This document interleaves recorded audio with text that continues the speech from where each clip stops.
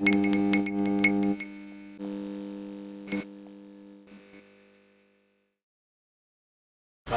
so I've kind of boiled down to like 5 little points. So first one is kind of draw what you see, not what's in front of you. So what I kind of think that is someone says to you, draw a person, 9 out of 10 people will probably draw this. Because to most people that is a person, isn't it? And I think that's like hundreds of years of people kind of boiling down what they see and what they see and what they see and just turning it into, I don't know, that really. It's like a symbol, isn't it? It's like an icon. It's like all the stuff that we see every day. If you look at an actual person, they don't really look anything like that. But so if somebody said to you, well, don't draw a person, draw rich, then I guess you sort of start to add bits on, don't you, to make it look like him. A bit of stubble here.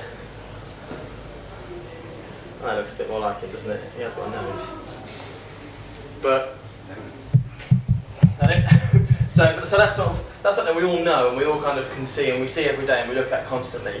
So really super simple, but you understand what that is. Someone says to you, draw an egg, that becomes a bit more difficult. So I'll try and draw an egg, and that's kind of what people will draw. And that could be an egg, could be a really odd shaped football, it could be a face. If you put a face in it, it doesn't really look like an egg, does it? So point 2 then is see the light. Everything you look at is kind of defined by light and shade. So everything we see, even though we see in colour, we're kind of looking at things because of the way that light is interacting with them. So, like for instance, this statue here, he's all white, he's all one material, he's one colour, but he's got this really strong, super defined kind of face because the light is hitting it and we are seeing the light and the shade. So if you come back to the egg, this is going to be a fairly naff drawing, I'm sure, but you come back to your egg and you start to put in a little bit of shade in, a bit of light, add some light. If you've got like a easy, add a bit of light. So see your light form's coming from here, so you're going to probably have like a ping of light on here, so you'll probably see a few specks perhaps that are on the egg, and then you're going to get then a shadow that's kind of coming in this side. It's a bit of a hairy shadow, but so all of a sudden you start to get like a bit of form.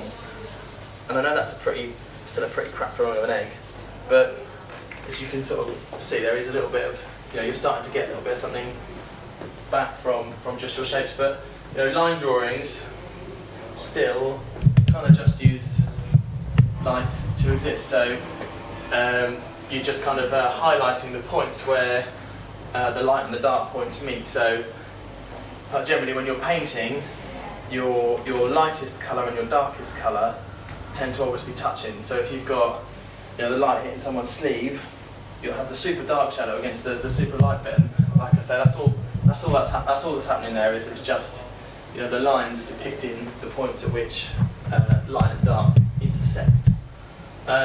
So moving on from probably the most brief of technical explanations that you can have. It's all about what do you draw. So people say to me, I'd love to do drawing, but I don't know what to draw. So basically, if you're not interested in what you're going to draw, you probably won't ever draw anything. So we all remember sitting in school, teacher gets the fruit out, you get your gun, and you just think, right, this is it, I'm done. So draw what you like, draw what you're interested in. So if it's you could be into cats, comic books, or clothes. So none of these things, just to say, none of these are anatomically correct. They are just drawn, the people that are drawing them have got their own style of drawing, and they just kind of go with it.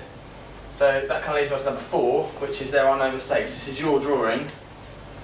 Do what you want, So, yes, you need to know what something looks like, but if you go right back to to the first point, you know, you can kind of like, you can make leaps from seeing something to kind of when sort of you're moving on, you're developing a drawing style, you're doing your thing, you know, you can kind of then, you know, once you're kind of doing it and you're drawing, you kind of, it doesn't matter what you do because it's your drawing, it can't be wrong. So I absolutely love this stuff. This is Modern Toss, anyone familiar with that? A few people? You know, the drawing technically is rubbish, isn't it? But it's got a lovely style to it, it belongs to that person, it's instantly recognisable as them, and you know, it's beautiful in its own right, isn't it? So then the final thing, this is probably the shortest lightning talk ever, actual lightning quick. You just got to practice, you just got to keep going, keep doing your thing. So this is a selection of stuff from my dribble feed, so this is sort of 3 years worth of, well not 3 years worth, a snippet of 3 years worth of bits and bobs. Just keep doing it, don't stop. You know, the only way you can learn anything is by doing it over and over again. So ultimately, just go out there, grab your pens and pencils or computers or whatever you want to be drawing in, paints, and let your mind be free. If you want to draw a mouse driving a speedboat or any sort of boat, go for it. Somebody might like it, and it might catch on. So happy drawing, everyone.